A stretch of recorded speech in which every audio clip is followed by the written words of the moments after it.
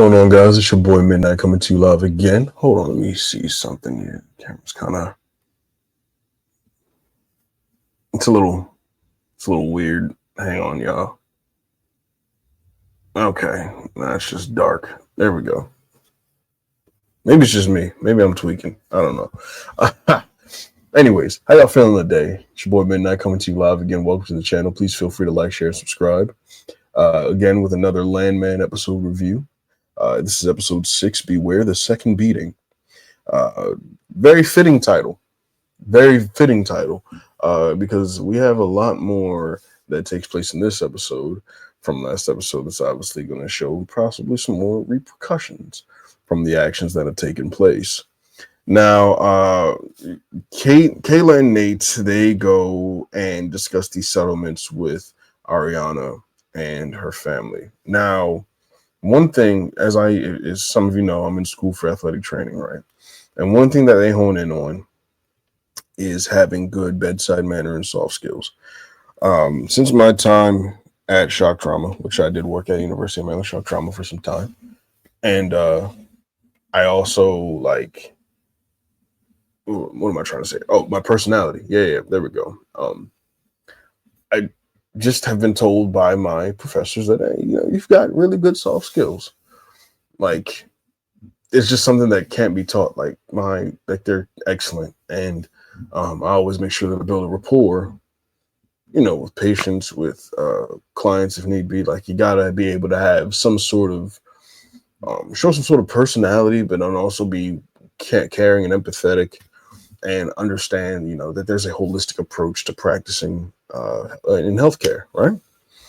So how does that tie to this? Well, with Kayla, she's so wrapped up in being a pit bull as far as a lawyer, and I guess in a way trying to prove herself and not be walked all over, that she feels though she can't let her guard down, which is understandable in some ways because you're not trying to get taken advantage of as a lawyer for sure, but this is a different task.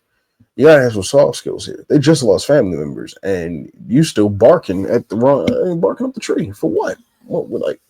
And that's what Nate's trying to get across to is like let's try to leave all the lawyer stuff at the door and let's just go in and talk to them as people, right? So they go in.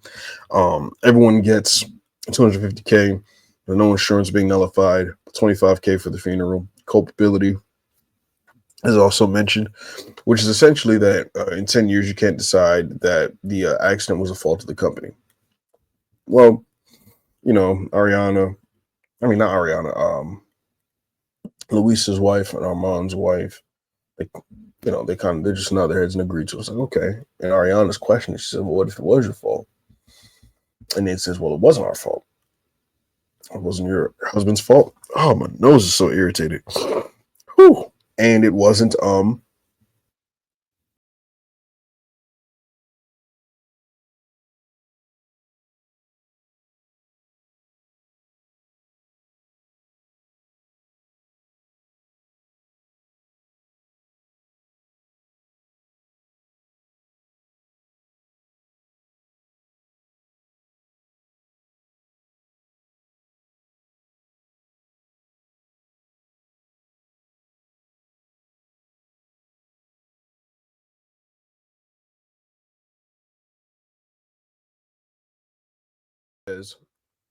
Ariana says that, she keeps asking the question, and Kayla says, well, you'd have to prove it.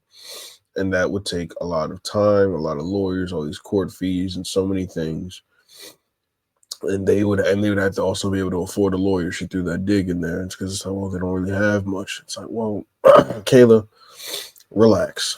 You're like, I do like her character, but in this episode, it was just kind of the whole, I didn't like her that much. Simply for that comment. And it was just a matter of, well, you clearly have no real people skills. Earlier on in the series, you were so worried about offending everybody or being offended by anything that's said to you, that now you don't really care how you come off to people when you want to discuss something with them, when you want to talk to them. Or when you have to talk to them. It's insane. They just lost their husbands. you don't have to come out like this. You can be a bit, you can chill. Again, leave the lawyer stuff at the door.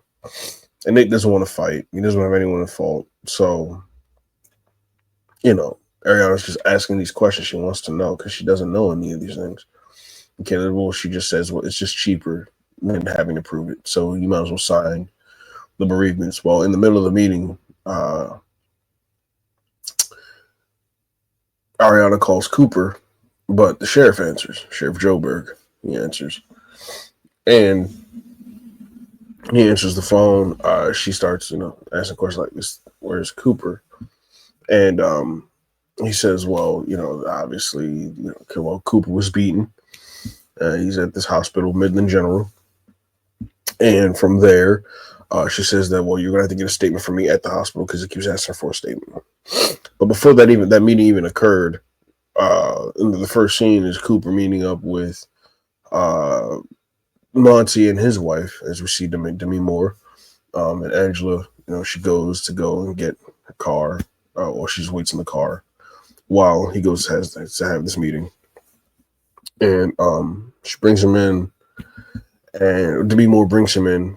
I forget his wife's name in this, and they, just start talking. They talk about the whole incident with the pipes and the guy being crushed and getting bereavements done and possibly a scholarship fund or something. Kayla being kind of a, junkyard dog, if you will. And while they're meeting, Sheriff Goldberg has called Tommy 12 times at this point, right? So, furthermore, while they're discussing, the bereavements, the payments, and wanting compensation from, because the cartel, well, BP and Marathon and Chevron, they're all working down there. Is what Tommy's trying to get across to him. It's like, look, we are independent, but we have all these big companies that we got to deal with, and they're going to have money that we may not have, and even though we do have a great bit of money, but they're going to have more because they've been more established, right? And on top of that, it's the whole thing of, well, we don't want to have the cartel running all over your land, right? So you're going to need to call some senators. You're going to need to call some people to get ready for if some ish goes down. You're going to want to be ready for that. So he goes to make the phone call, and while he does that, Angela, as we see, goes and gets her stuff back from Victor. But when she gets there, it's clear that the locks have changed and there are just two lawyers at the house. There's one woman approaches the door and she thinks that it's some mistress. It's not. She's a lawyer. And so, Angela makes all these snarky remarks. She said, it's not cheating. It was with my ex-husband. And it's just like, that's the literal definition of adultery, which again, is what Victor put in the clause of the prenup to annul the marriage, as if there was any sign of adultery. If any adultery was to take place, then the marriage would instantly be annulled. So she didn't get any of the houses. She didn't get anything from the joint account. She has her own account, which had $300,000 in it, which she was allowed to keep. Things that were gifts, she was allowed to keep. So the Bentley jewelry was kept. A letter was also written to Ainsley, and it was also going to be child support that would be sent to her 18th birthday, so like for another year. And then it will run out. And then as she leaves the house, she sees all these girls that are at the pool, and one walks in the house, and she says, I guess you're a little long in the tooth. And she says, I will pull you out by your hair out of the bed. And the girl says, oh, that would be fun. It's like, oh, okay. We got freak mob. That's what's going on. Got freak mob here. And so, Cooper, Angela calls Tommy, and Tommy finally breaks the news to her. Yeah, Cooper's in the hospital. Ainsley, Ariana, Angela, Tommy, they're all there. Cooper and Ainsley still clearly have some sort of beef. She goes to see him, and he's like, what are you doing here? And she's like, well, I can't make sure you didn't die, and I missed this patch party because of you. Which is, again, I need to, there has to be something, because it's like, it's unspoken of. What is their beef? I would like to know. Is it because they've lived separately? Is it because he doesn't care? Is it because, was it the whole big brother, little sister syndrome that happens growing up, where you kind of just get annoyed with her and you're just annoyed with her for some time, and then I don't forever. Like, I don't know. I mean, it's not a forever thing. I mean, eventually, would say siblings should be close, but I don't know. It's just something is off with them, and I'm curious as to why that is because there's no hint or inkling of it. Also, I wanted to point out, I didn't point this on the last episode, but I meant to. Ainsley definitely has an eating disorder, and it's so um it's just interesting. One of those things that's not spoken of, but you can see it. I mean, that's the brilliance of writing, right? Um, because she's so focused on everything calorically. If something had sugar in it, she's upset. She doesn't eat anything at the hospital. When they were having dinners, she was asking if there was sugar in the spaghetti, just all this other stuff. She's eating popcorn. It's only low calories. Like she's so focused on keeping her body image correctly that she's also kind of starving herself of some other nutrients that she may need. It's interesting, but I just had to point that out. It was just a little tidbit that I noticed. Um, and so Cooper, he's in the bed. He's got two black eyes. He definitely has a concussion, a laceration over his orbital globe and all. And when Angela goes in to sees him, she obviously has to take his Xanax, and Tommy tells her to because it's like, you need to calm down. This hospital is insane. When Tommy pulls up, they keep talking about this girlfriend. It's Ariana in the room. And, she says that she feels like it's her fault and everything. And Tommy warns Cooper. He said, look, you have to be real careful. I need you to tell me about these guys. I'm not asking you as your father. I'm asking you as your boss now. Who are these guys that did this to you? Give me the names and I'll deal with it. And he goes on ahead and deals with it. So, this is obviously after Ariana gave up Manuel earlier on the phone before going to the hospital, right? And Tommy calls Chef Goldberg back and says, give me a 10-minute head start. And I said, man, if you have that kind of pull, that's serious. That's serious. So he goes and he calls boss. Well, he called boss earlier on. And boss said that he would handle it. He said, it's too late to try to handle it. We're doing this my way now. Tells boss to bring some guys. Dale pulls up with him. They go up to Manuel's house where Manuel and Antonio were staying. Knock on the door, and then Manuel opens the door, and bam, Tommy just gives him a wrench to the head, leaves this huge gash in his skull. I mean, blood just everywhere, just gushing, right? And then, Antonio doesn't want to talk, doesn't say anything who else was involved, so boss said, all right, well, me and the boys will take him in the back and see if we can get anything out of him. And they just beat the ever-loving out of him, Joe Berg finally shows up, and he's like, you got anything you want to tell me? And Antonio's in the corner like a scared dog. Like, I mean, he's just shriveled up. Like, he's like, oh, fine, I'll give you the names. Like, he was beaten pretty bad. So, Manuel is obviously fired. He'll never work on another patch site. He's going to go to jail for at least 30 years for this aggravated assault and kidnapping, which is essentially what Tommy says happens. As soon as you lock somebody in, that's kidnapping. Like you can't, when they have nowhere to escape, you've essentially kidnapped them.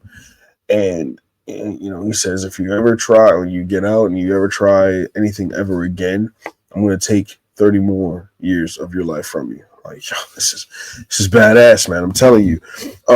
And the sheriff, he takes both of them. Obviously, the cameras are turned off during this fight. I mean, it's a very straightforward episode that just progresses off of last episode, which I love. I mean, the title itself was definitely it was definitely on point. Beware the second beating. Because Cooper, they got into that fight. Him and Manuel got into that fight earlier on, right? And him and Antonio, they had the fight, and then this time, second beating was when they just they went and they actually beat the ever living crap out of him. And I guess you could say the warning was given from boss, being that first beating that was like a verbal warning, and then this time around, that second beating being them actually physically beating on all of them. Could be a bit of a stretch, but I think that's kind of the way that it lends itself to. I like this episode a lot.